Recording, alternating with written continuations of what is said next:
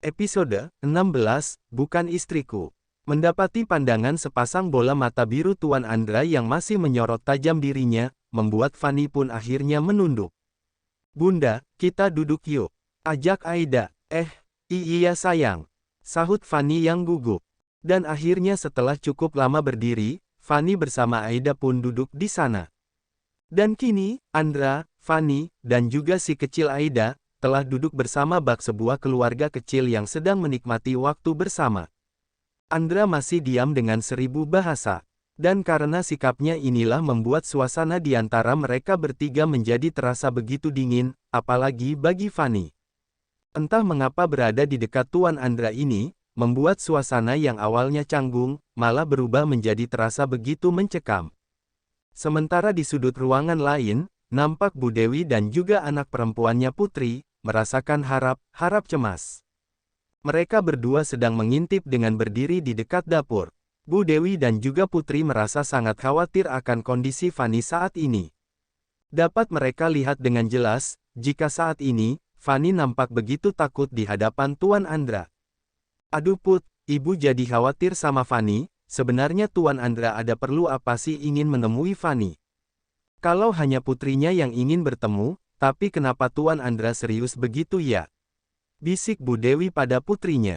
"Putri juga tidak tahu Bu, tapi yang pasti, jika Tuan Andra sudah dengan sengaja ingin menemui seseorang secara langsung, pasti ada hal yang sangat penting yang ingin disampaikan," sahut Putri. "Semoga saja Fanny tidak ada masalah dengan Tuan Andra," ujar Bu Dewi lagi. Sementara di posisi di mana 3 orang yang sedang dibicarakan masih duduk. Nampak si kecil Aida, menatap dengan senyuman yang seolah tak henti terbit dari kedua sudut bibir mungilnya. "Bunda, kok Bunda diam sih? Memangnya Bunda tidak rindu sama Aida?" seru Aida yang berusaha mengajak berkomunikasi bundanya. Iya, Bunda, juga rindu sayang," sahut Fanny dengan kikuk. "Bunda, hari ini Aida sama Dedi mau main ke taman, kami kesini mau ajak Bunda juga main di taman, Bunda mau ya?" Seru Aida. Pada akhirnya, karena memang itulah yang ingin gadis kecil itu lakukan setelah bertemu dengan bundanya lagi. Fanny yang mendengar permintaan dari Aida merasa cukup terkejut. Fanny pun menjadi bingung harus menjawab apa. Jika dirinya menolak, pasti hal itu akan sangat melukai hati Aida. Namun jika dirinya menerima, bagaimana dengan Dedi dari Aida, sosok manusia dingin bagai kulkas ini? "Turuti saja keinginan putriku," sahut Andra tiba-tiba setelah semenjak dari tadi pria dingin itu diam. "Apa, jadi pria kulkas ini bisa juga bicara?" Batin Fanny yang tak menyangka. "Bunda, mau ya Bunda kalau Aida ajak ke taman?" Pinta Aida lagi. Sebentar dulu ya sayang, Bunda mau minta izin pada Bu Dewi dulu," sahut Fanny. "Jika masalahnya adalah soal mendapatkan izin, biar aku sendiri yang akan meminta izin," sahut Andra lagi. Dan Fanny pun tak menyangka jika Tuan Andra akan menjawab seperti itu. "Tuan Andra," sahut Bu Dewi tiba-tiba yang ternyata sudah menuju ke dekat mereka. Tuan boleh membawa Nak Fanny jika memang ingin diajak bermain ke taman, saya sama sekali tidak keberatan Tuan," tutur Bu Dewi. Fanny yang mendengar jawaban tak terduga dari Bu Dewinya pun menjadi sedikit tertegun. Bahkan Bu Dewi mengizinkannya tanpa bertanya pada dirinya terlebih dahulu apakah dirinya benar-benar bersedia ikut bersama Tuan Andra atau tidak. "Ya Allah, Ibu benar-benar mengizinkannya," batin Fanny. "Ya sudah Fanny, sebaiknya kamu ikut Tuan Andra sekarang Nak, coba kamu temani putrinya Tuan Andra. Ibu dengan Putri tidak apa-apa kok membereskan apa yang masih belum selesai di sini berdua saja dengan Putri," seru Bu Dewi dengan mengedipkan sebelah mata kirinya sebagai kode pemberitahuan jika sebaiknya Fanny menurut saja pada keinginan Tuan Andra. "Baik Bu," sahut Fanny pada akhirnya, karena ia pun juga tak bisa berbuat apa-apa untuk menolak. "Yeay asyik, akhirnya Bunda mau ikut juga, Aida senang sekali," seru Aida dengan begitu girangnya, lalu gadis kecil itu pun memeluk Bunda Fanny-nya. Aida si gadis kecil itu benar-benar sangat senang, karena akhirnya, keinginannya untuk bisa bermain bersama Dedi dan juga bundanya akan segera terwujud. Sungguh, Aida merasa benar-benar sangat senang. Dan akhirnya, sang Tuan Andra bersama putri kecilnya Aida serta Fanny telah beranjak pergi dari kafe itu untuk menuju taman. Dan di saat mereka melangkah bersama ternyata tak lepas dari tingkah menggemaskan Aida. Aida, gadis kecil itu malah menggelantungkan kedua tangannya pada tangan sang dedi dan juga bundanya. Gadis kecil itu bergelantungan manja layaknya anak kecil pada umumnya yang begitu sangat suka bermanja-manja pada kedua orang tuanya. Dan tanpa mereka sadari, kebersamaan mereka bertiga bagai sebuah keluarga kecil yang terlihat begitu bahagia. Senyum kebahagiaan semakin terpancar di wajah imut Aida kala gadis kecil itu bersama sang dedi dan juga bundanya telah sampai di sebuah taman yang dilengkapi dengan area bermain anak-anak. Aida begitu sangat merasakan kebahagiaan karena dirinya bisa merasakan kehidupan layaknya anak-anak yang lainnya. Ya, Aida merasa sangat bahagia karena kali ini dirinya bisa bermain dengan mengajak dedi dan juga bundanya. "Ayo bunda, dedi, kita bermain di sana," seru Aida dengan menunjuk area bermain anak-anak yang ada di taman itu. Mendapat ajakan bermain bersama di area bermain itu, membuat Fanny menjadi tersenyum canggung. Bisa berada di dekat Tuan Andra benar-benar membuat Fanny bagai orang yang berenang di sebuah kolam mandi. Yang dimana dirinya harus pandai mengatur nafas saat berenang sebelum akhirnya menuju ke tepi kolam. Sedangkan Andra sendiri, pria itu masih setia dengan sikap dinginnya tanpa sama sekali mau memulai pembicaraan pada Fanny. Andra, pria yang sudah berusia matang itu hanya terus melangkah dengan kedua tangannya yang masih setia dimasukkan di antara saku celananya. Dan gaya seorang Tuan Andra ini, benar-benar semakin menonjolkan betapa berkelasnya dirinya. Ya Allah, apa orang ini tidak tahu caranya berinteraksi dengan orang lain, kenapa dia begitu terlihat sangat kaku dan acuh?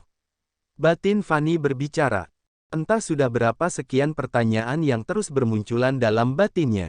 Setelah berada di area bermain itu, Aida pun mengajak bundanya untuk menemaninya bermain. Sedangkan sang dedi sendiri Andra, lebih memilih untuk duduk di sebuah kursi panjang yang ada di sana. Cukup banyak orang di area itu, bahkan saat ini, di sebelah Andra telah duduk seorang ibu yang berusia sekitar 50 tahunan yang sepertinya juga ikut mendampingi anaknya. "Bunda, coba lihat, Aida sudah mau melosot," seru Aida yang ingin menunjukkan aksinya pada sang bunda. Hati sayang," sahut Fanny. "Pasti bunda," sahut Aida mantap dengan menunjukkan jempol tangannya. Lalu gadis kecil itu pun mulai terjun melewati perosotan itu. "Yeay, Aida berhasil," seru Aida senang kala dirinya telah berhasil mendarat. Dengan Fanny yang masih setia mendampingi Aida, membuat Aida si gadis kecil itu terus bermain dengan mencoba berbagai macam alat bermain yang ada di sana. Aida begitu sangat senang dan begitu menikmati kegiatan bermain ini. Karena kegiatan bermain yang dirinya lakukan kali benar-benar terasa begitu berbeda, yaitu ditemani dengan hadirnya seorang bunda di dekatnya. Kedekatan antara sang putri dengan sosok wanita yang putrinya anggap bunda itu, tentunya tak terlepas dari perhatian Andra. Sepanjang dirinya melihat kedekatan putrinya dengan sosok yang dipanggilnya bunda itu, sebenarnya telah membuat hati Andra begitu terkagum dan sangat merasa senang.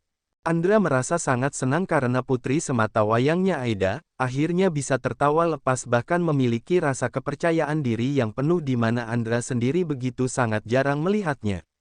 "Bunda, Aida kan sudah main semuanya, sekarang Aida mau ajak bunda ikut bermain juga," seru Aida. "Bermain apa sayang, di sini kan hanya ada alat bermain untuk anak-anak, tidak mungkin bunda bisa bermain di sini," sahut Fanny.